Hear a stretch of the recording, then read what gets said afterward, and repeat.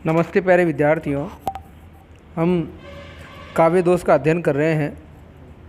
पूर्व वीडियो में मैंने काव्य दोष की जो सामान्य परिभाषाएं हैं उसका अध्ययन कराया था, यानी काव्य दोष क्या है, काव्य दोष किसे कहते हैं, उसकी परिभाषा मैंने आपको बताई थी। दोबारा फिर बोल देता हूँ मैं। काव्य दोष उन बातों को कहते हैं जो काव्य रस के आस्वादन में अर्थात काव्य का आनंद लेने में बाधा पहुंचाती है, जो काव्य के रस की हानि करती है, उसको काव्य दोष कहते हैं।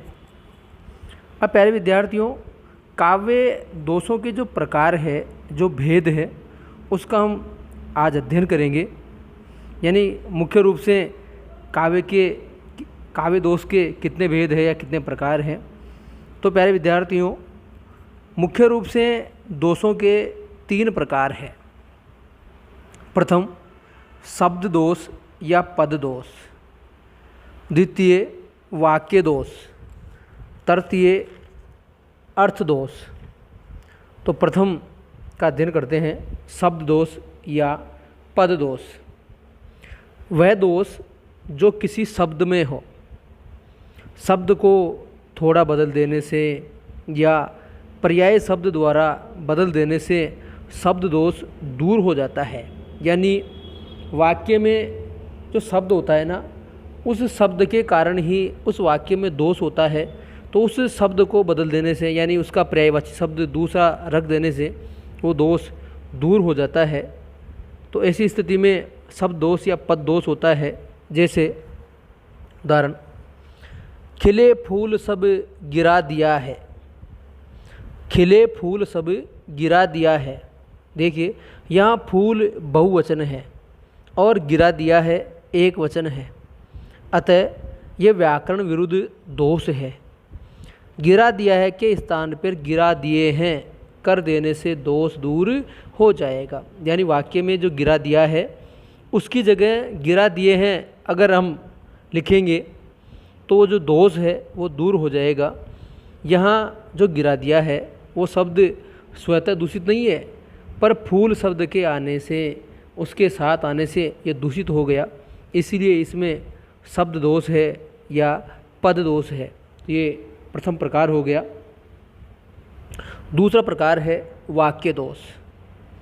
जो दोष वाक्य के अनेक यानी एक से अधिक शब्दों में या वाक्य की रचना में हो, उसको वाक्य दोष कहते हैं। अब यह भी 2 प्रकार से होता है। प्रथम प्रकार का वाक्य दोष दूषित शब्दों को बदल देने से, और दूसरा द्वितीय प्रकार का वाक्य दोष वाक्य रचना को बदल देने से दूर हो जाता है। यानी दूषित शब्दों को बदल दिया तो हो गया दूर, और वाक्य रचना को ही बदल दिया तो वाक्य रचना का जो दोष है वो भी दूर हो गया। जैसे उदाहरण है इसका, ए मानुषी भूमि ए बानरी करो। ए मानुषी भूमि ए बानरी करो, यानी जो वक्ता है, जो बोल रहा है, उसका अभिप्राय है कि भूमि को ए मानुषी यानी मनुष्य से हीन और ए बानरी यानी बंदरों से हीन कर दूंगा। पर इस चरण की बात करें तो उक्त चरण में शब्द योजना ऐसी है कि ए मानुषी भूमि को ए बानरी कर दूंगा, ये अर्थ ध्यान में ही आता है। इसीलिए इसमें वाक्य दोष है, यानी वक्ता का जो कथन है और वाक्य का जो अर्थ है उसमें अंतर है, इसलिए यहाँ वाक्य दोष है। इस प्रकार वाक्य में शब्द योजना जब दूषित हो जाती है तो यहाँ वाक्य दोष ही होता है। इसमें ऐसा वाक्य दोष ही हुआ है। यहाँ अमानुषी शब्द को भूमि के बाद कर देने से दोष दूर हो जाएगा।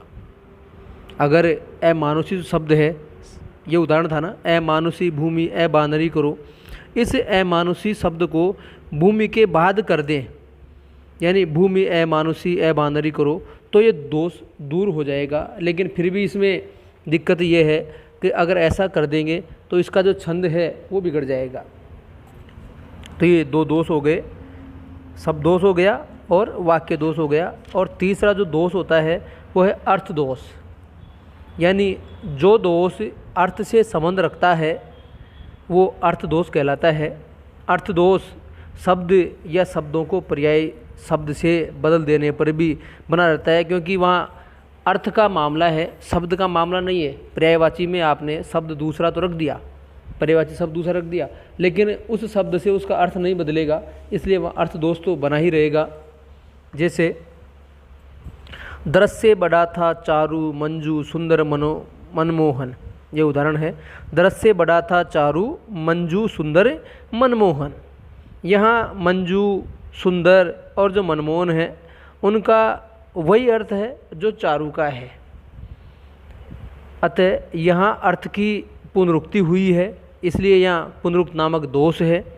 इन शब्दों को पर्याय शब्द से बदल देने पर भी जो दोष है वो बना रहेगा, इसलिए यहाँ अर्थ दोष है। ये अर्थ दोष हो गया आपका। अब अर्थ दोष में रस दोष और अलंकार दोष भी आते हैं। ये हालांकि अर्थ दोष ही है, कुछ विद्वान इनको अलग अलग रूप में देते हैं, अर्थ रस दोष और अलंकार दोष भी मानते हैं, लेकिन ये जो रस दोष और अलंकार दोष है ये दोनों अर्थ दोष के अंतर्गत ही आते हैं। तो प्यारे विद्यार्थियों, ये 3 प्रकार के दोष हो गए, शब्द दोष, वाक्य दोष और अर्थ दोष। अब इसके बाद जो मैं अगला वीडियो तैयार कर रहा हूँ उसमें अपने जो 11 काव्य दोष है उनका हम अध्ययन करेंगे। धन्यवाद।